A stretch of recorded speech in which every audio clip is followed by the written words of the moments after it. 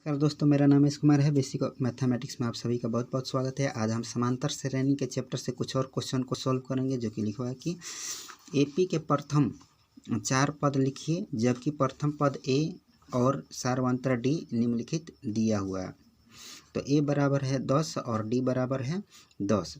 तो समांतर श्रेणी का जो श्रेणी में होता है वो इसी क्रम में होता है, ए कोमा ए प्लस डी कोमा ए प्लस 2d कोमा ए प्लस 3d कोमा ए प्लस 4d कोमा ए प्लस 5d, इस तरह से लगातार चलते जाएगा। जो समांतर श्रेणी का क्रम होता है बस इसी क्रम में लिखा हुआ रहता है।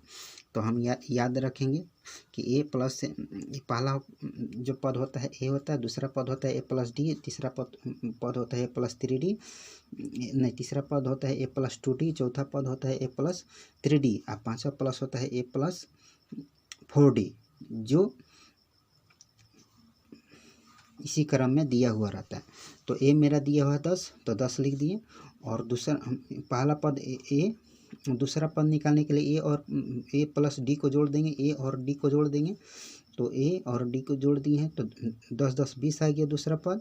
तीसरा पद निकालने के लिए ए प्लस 2d, ए लिखे 10 और 2 इंटू डी, तो 2 गुना 10 में कर दिए तो ये हो गया मेरा 20 और जोड़ 10 ये हो गया 30। तीसरा पद और फिर चौथा पद निकालने के ए प्लस 3d, तो ए मेरा 10 दिया हुआ है और प्लस 3 इंटू डी 10, तो ये हो गया मेरा 30 और जोड़ 10, तीसरा चौथा पद मेरा 40 हो गया, तीसरा पद 30 हो गया, दूसरा पद 20 हो गया और फिर पहला पद 10 हो गया।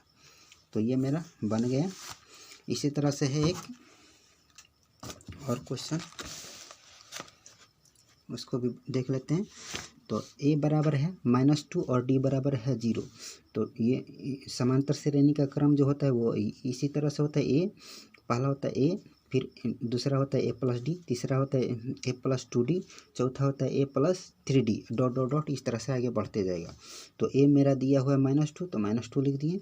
फिर पहला पद हो गया, दूसरा पद निकलता है ए प्लस डी, तो ए प्लस ए मेरा दिया है -2, तो -2 लिखे हैं और डी दिया हुआ 0, तो 0 लिख दिए। तो -2 और प्लस 0 -2। फिर तीसरा पद होता है मेरा ए प्लस 2d, तो ए मेरा है -2, तो -2 लिखे हैं और प्लस 2 इंटू डी, तो 2 है, 2 यहाँ पर लिखे और गुना डी का मान है 0, तो 0 से गुना कर दिए तो -2 और ये गुना करेंगे तो 0 हो जाएगा। तो 0 और -2, 0 और -2 ही होगा। फिर ए प्लस 3d, ये मेरा चौथा पद हो जाएगा।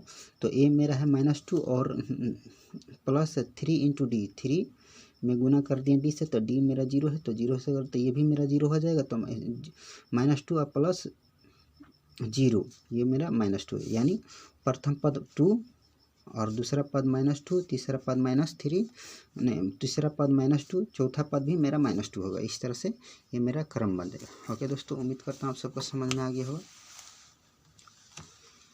Thank you.